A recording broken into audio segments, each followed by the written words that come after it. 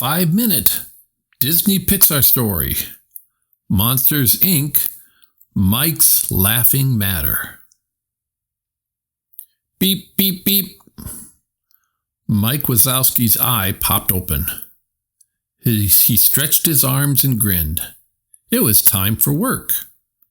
He turned off his alarm clock and hopped out of bed. He didn't want to be late for his job at Monsters, Inc. Mike took his work very seriously.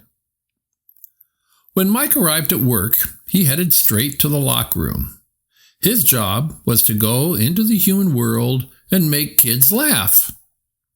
He collected the laughs and brought them back to Monsters, Inc. Then the company changed the laughs into energy for the city of Monstropolis.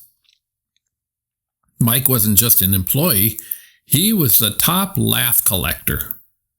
He was always coming up with new jokes. As Mike walked down the hall to the laugh floor, a furry orange monster named George waved. "Hi, Mike. Got any plans for the weekend?" Mike nodded and kept walking. He didn't have time to chat if he was going to run through his routine.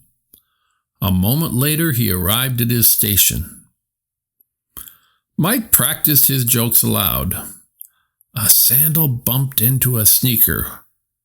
"Want to hang out?" the sandal asked. The sneaker raced off. "Sorry, gotta run." Just then, a door dropped down from the ceiling into his station. "Time to rock and roll," Mike said, excited. Mike walked through the door and into a child's bedroom closet. He peeked out. To his surprise, the bedroom was dark and the shades were drawn. The glow of a nightlight filled the room. Mike tiptoed to the bed. A little boy lay sound asleep under the covers. Mike knew he couldn't be collecting any laughs here. It seemed pretty early for bedtime, he thought, stepping back through the closet door into Monsters, Inc. He looked over at his empty laugh canister. "Guess the kid had a busy day. Oh well, I'll just have to crack up someone else tonight." A moment later, a new door slid down, and Mike stepped through it. "You've got to be kidding," he whispered, his eye wide. His audience, a young girl, was asleep. She was even snoring. "I'm not going to give up," Mike declared. After all, he was the funniest monster at Monsters, Inc. Mike took a deep breath, returned to the laugh floor, and tried another door. Then another. No luck. All the children he visited were asleep.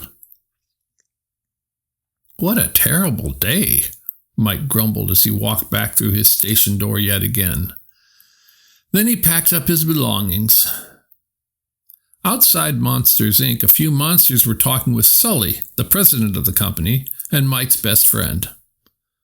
Mike went over and told his friends what had happened. "Doesn't anyone stay up past dinner?" he asked. George shrugged his furry orange shoulders. "I didn't have any problems." "I collected nearly a dozen canisters," said Charlie, a skinny green monster. "One of my best days ever." Sully patted Mike's arm. "Probably just a coincidence, pal. I'm sure tomorrow will be better. Why don't you come have dinner with us?" Mike shook his head. He needed to go home and write some more jokes. He was determined to have the most laughs that week. When Mike got home, his phone was ringing. It was his girlfriend, Celia. "How was work?" she asked. "Terrible," Mike said. "I didn't even fill up one canister." "Don't worry," Celia told him. "You're the funniest monster I know. The laughs will come. So, do you want to go to a movie on Saturday?" "Can I let you know tomorrow?" Mike asked. "Sure," Celia replied. Mike hung up the phone. He wrote 8 new jokes, reread them several times, and then hurried off to bed. The next day, Mike was bursting with excitement. What did the ghost serve at his birthday party? Ice cream, he joked, warming up. But it happened again. Each time Mike stepped through a closet door, he found a sleeping child. What was going on? Mike stomped back to the laugh floor. This was nothing to laugh about. His reputation as the funniest monster at Monsters, Inc. was on the line. What's the matter, Mike? George asked. You seem cranky. Want to grab a bite? Sully suggested. Other monsters had started to look at Mike, wondering what was going on. Not now, Mike said, pacing back and forth. This is a disaster. Maybe you're losing your touch, George said. Maybe you should get more sleep, Charlie advised. Mike felt his face getting hot. Listen. Suddenly, Mike noticed that Sully was grinning. And so were the other monsters. Even Celia's hair snakes were smiling. Maybe you shouldn't take your laughs so seriously, Sully suggested with a wink. What do you know about this? Mike asked, suspicious. We got you, George yelled. He and Charlie high-fived. Got me, Mike said, giving everyone a one-eyed stare. The guys thought it was time to help you lighten up and laugh a little more, Mike, Sully explained. When was the last time you went to lunch with one of us? You haven't stopped to chat in weeks. And I heard Celia asked you to the movies on Saturday.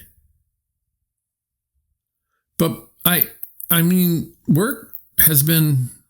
Mike tried to explain that he took his jokes very seriously. Then he realized his friends were right. He had been trying so hard to collect laughs that he'd forgotten to have some of his own. He smiled. Okay, how'd you do it? He asked. When you weren't home, I snuck into your house and changed your clock, Charlie told him. That's why the kids were all asleep when you walked into their bedrooms. As Mike looked at all the smiling monsters' faces around him, he realized how much his friends cared about him. He found himself finally beginning to relax. Then he let out a loud chuckle. Soon everyone on the laugh floor was cracking up. I have to admit it. You guys really had me going, Mike said, wiping a happy tear from his eye. Sully grinned. This time, the joke was on you.